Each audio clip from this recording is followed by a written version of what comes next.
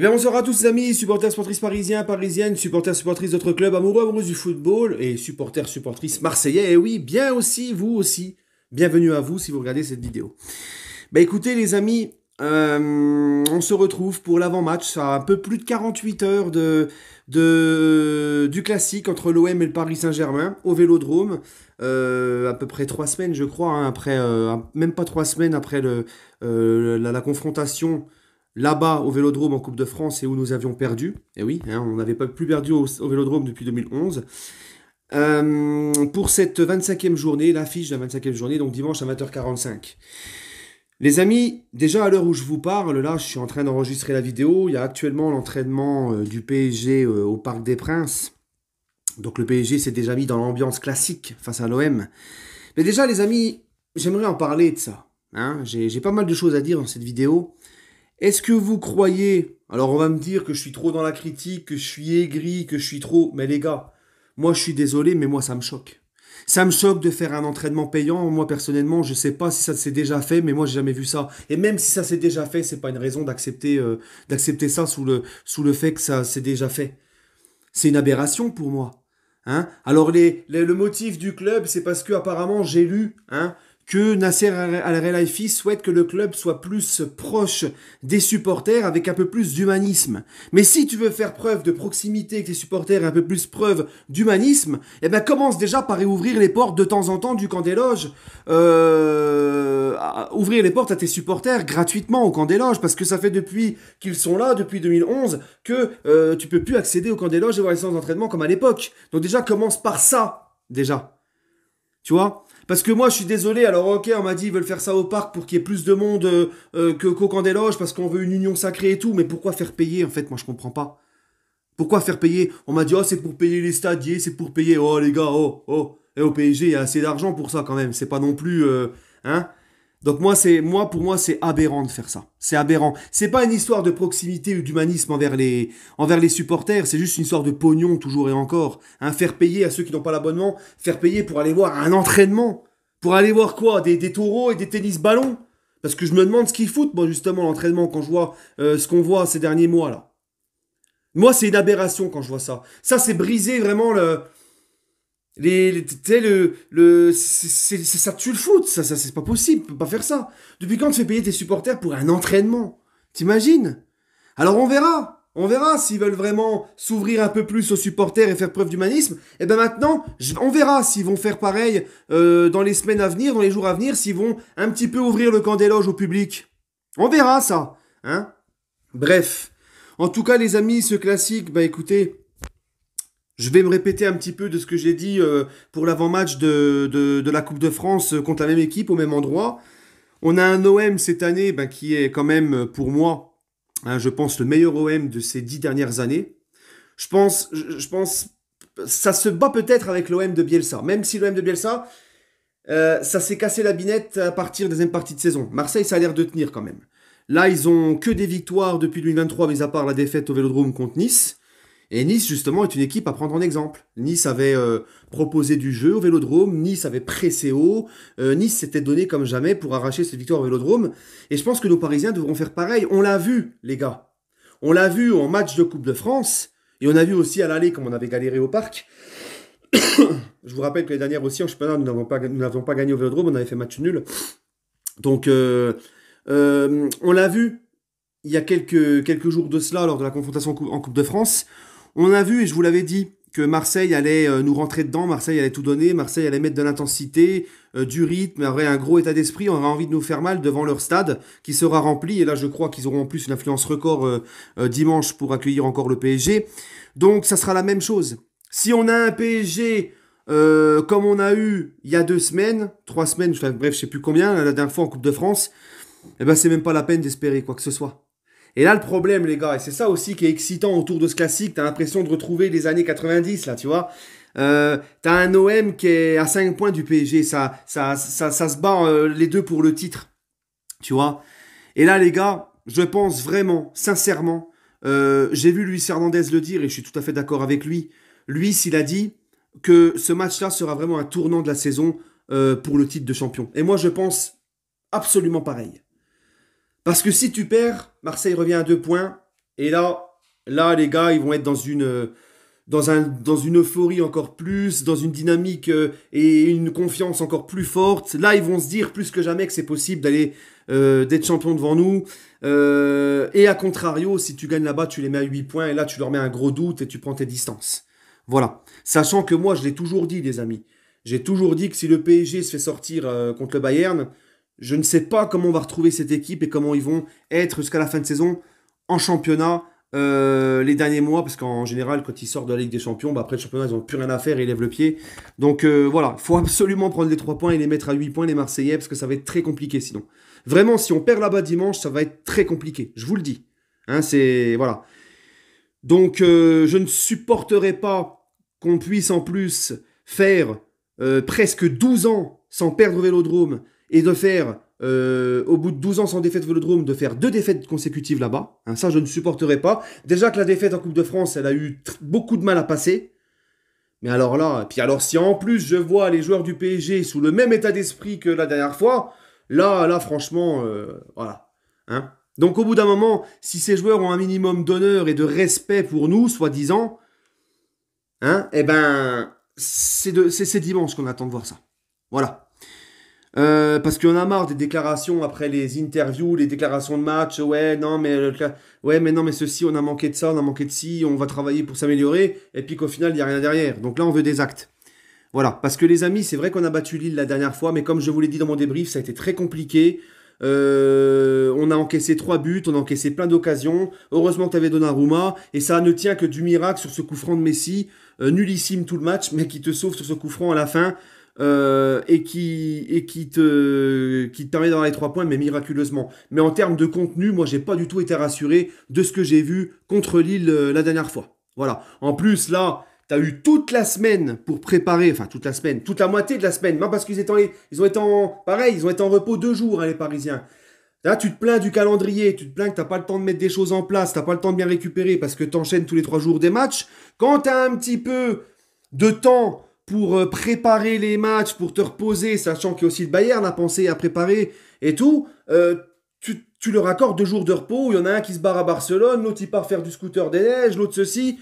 Non, franchement, c'est pas sérieux. Un jour de repos, ok, comme tous les clubs, mais est-ce que, ne serait-ce que l'OM, là, hein, et en plus, l'OM, ils n'ont pas de Coupe d'Europe à préparer, ne serait-ce que l'OM, est-ce que l'OM a eu 2 jours de repos cette semaine? Toi, tu as la chance d'avoir toute la semaine pour préparer ce Classico, préparer la suite de la saison, etc. Tu as enfin une semaine sans match. Tu es là et tu leur accordes 2 jours et chacun part dans son coin, jet privé, machin. Bah moi, je suis désolé, ça me dérange aussi. On m'a dit, oh mais non, mais tu comprends, ils ont enchaîné depuis la Coupe du Monde. Non, moi, ça me dérange, les gars. Parce qu'encore une fois, je ne pense pas que le Real Madrid ait 2 jours de repos dans la semaine. Je ne pense pas que les autres clubs, c'est pareil. Hein, et ils ont quasiment repris aussi en même temps que le Paris Saint-Germain. Enfin bref, c'est pas grave. Maintenant, les gars, bah écoutez, ça va être simple. On a quand même la chance. Bon, Mukiele est en phase de reprise. Apparemment, il sera peut-être trop juste physiquement pour reprendre. Hakimi, on ne sait pas. Donc, au niveau des latéraux droits, au niveau du piston droit, je ne sais pas ce que va mettre Galtier. Est-ce qu'il va jouer dans une défense à 3? Alors, éventuellement, s'il joue dans une défense à 3, il va peut-être remettre comme face au Bayern Zahir Emery en piston droit. Ou peut-être Soler, je n'en sais rien. Ou est-ce que s'il fait une défense à 4, il va mettre Pembele à droite? Je ne sais pas. En tout cas, pas de Hakimi, pas de Mukiele, c'est problématique. Mendes, trop juste aussi. Bon, là, tu te dis, tu as quand même Bernat, même si je suis pas fan de Bernat. Mais voilà, on va être déjà certainement sans Hakimi et Mendes. Ça, c'est déjà un point négatif. Maintenant, je sais que l'OM, et ça change tout, l'OM n'aura pas Mbemba qui est suspendu et n'aura pas Gigot qui est, je crois, forfait. Donc là, ils perdent déjà, surtout leur meilleur défenseur, Mbemba, qui est très important pour eux. Ça, c'est quand même une grosse absence du côté de l'OM. Et nous, par rapport au match de Coupe de France, on a la chance de récupérer Kiki. Et ça, les gars, croyez-moi, c'est très important. Et c'est pour ça que je pense aussi que Marseille, dimanche, ne jouera pas comme en Coupe de France. N'ira pas trop haut, nous chercher trop haut, puisqu'ils vont pas vouloir se découvrir à cause du Kicks. Voilà, donc ça sera quand même un tout autre match. Et il faut effacer ce match-là. Non, parce il faut justement se nourrir de ce match-là. Là, et dire, on a perdu, bah là, on ne perdra pas, tu vois. Mais il ne faut pas penser que ça sera Ça sera le même match, le même... Par contre, au niveau de l'intensité, au niveau de l'envie, au niveau de tout, bah les Marseillais, ce sera pareil. Mais au niveau... voilà, c'est tactiquement que je vous parle. Tactiquement, l'OM, je pense pas que ça soit la même façon de jouer. Après, je peux me tromper, mais il prendrait de gros risques à s'exposer avec les contres de Kiki. Donc on verra. Je vois plus à Marseille nous attendre et jouer le contre. Hein, peut-être. On verra. Bref, les amis, bah écoutez, sinon, les autres absents, bah... Les autres absents, il y aura qui? On est en quoi, là? Ah bah oui, on est en février. Bah forcément, Neymar, il est pas là. Comme chaque année depuis 5 ans, pas de Neymar en février. Hein? Le nez, comme dirait Galtier, c'est plutôt le nez. Le nez plus là, n'est pas là à partir de février. Et tu vois, c'est marrant parce que... Eh ben nous, le supporter du PSG, on n'a pas le droit d'en avoir marre. On n'a pas le droit d'en avoir ras-le-bol. On doit accepter ça depuis 5 ans que monsieur est tout le temps blessé constamment au même moment de la saison, au moment le plus important. Hein? On doit accepter ça, on doit se taire, on doit rien dire parce qu'on se fait insulter, menacer par toutes leurs groupies. Tu vois, hein, c'est pareil, j'ai vu la dernière fois sur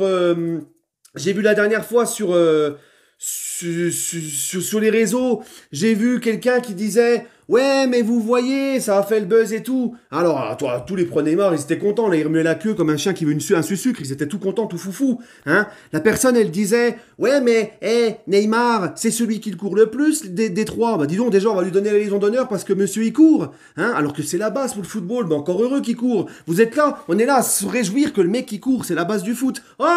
J'ai embauché un chauffeur privé. Oh, dis donc, il est vraiment bien. Il m'emmène de chez moi à un point. Il m'emmène de chez moi à tel endroit tous les jours.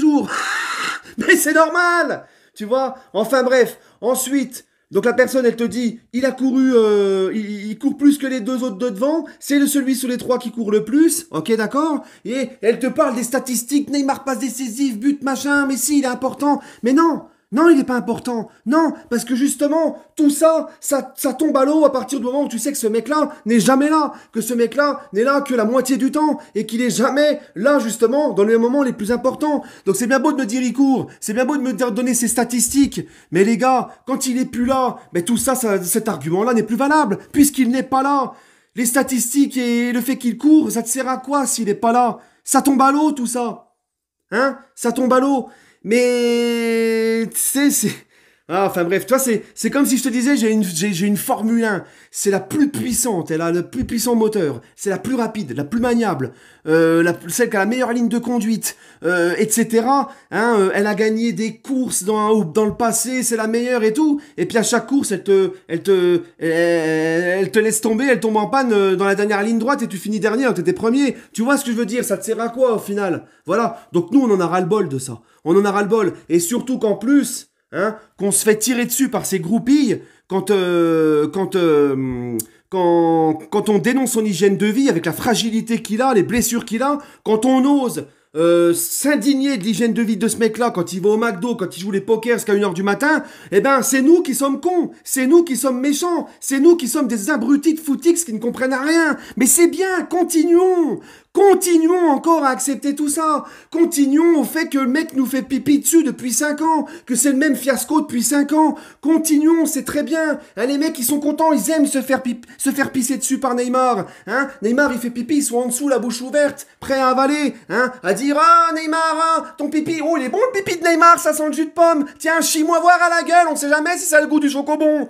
Hein, mais c'est un truc de fou. Jusqu'à quand ça va continuer, ça? Et vous savez, c'est qui ces genres de gars-là? Ces genres de supporters là, c'est le genre de gars là dans la vidéo qui a fait le buzz, je sais pas si vous l'avez vu, la vidéo où le mec il est interviewé à la sortie du Parc des Princes, il sait même pas en quelle année on a gagné notre Coupe d'Europe, comme si on en avait gagné 30, tu sais, puis qui s'en mêlent les pinceaux sur toutes les Coupes d'Europe. T'as gagné une Coupe d'Europe, le mec il est même pas foutu de savoir, il dit au gars, bah tu me poses une colle là. C'est ce genre de gars-là qui t'insulte quand tu critiques les stars. C'est ce genre de mecs-là qui viennent regarder le PSG au parc juste pour les stars. C'est ce genre de gars-là, ce genre de footix-là, qui ne connaissent rien à l'histoire du club. C'est ce genre de gars-là qui viennent t'insulter quand tu critiques l'hygiène de vie de Neymar. C'est ce genre de gars-là qui viennent t'insulter quand tu critiques le fait que Messi, c'est un vrai pot de fleurs sur le terrain, il bouge pas, il mouille pas le maillot. Tu vois ce que je veux dire? Enfin bref, et puis c'est pareil, me sortir les statistiques de Neymar, moi c'est très bien. Ah, c'est très bien les statistiques en Ligue 1, et ceci et cela. Mais en phase finale de Ligue des Champions, on en parle des statistiques du Ney? On en parle ou pas? Hein? Non, parce que moi je veux bien 2 buts en phase finale de Ligue des Champions. Vinicius, en 5 ans, hein. 2 buts en phase finale de Ligue des Champions en 5 ans, le garçon. Avec le PSG. C'est ses 2 buts face à Dortmund. Hein. Le but à l'aller, le but au retour. Vinicius, rien que mardi, il t'en a mis autant en un seul match. Marquinhos, qu'on critique beaucoup, il a pas de mental, c'est pas l'âme d'un capitaine, ceci, cela, il est au fond du trou en ce moment, mais au moins Marquinhos, lui, il t'en a mis le double de buts de Neymar en phase finale des champions. Même lui, qui est défenseur central, est plus décisif que le gigolo brésilien, là. Et nous, on doit accepter ça, on doit se taire, on doit accepter ça.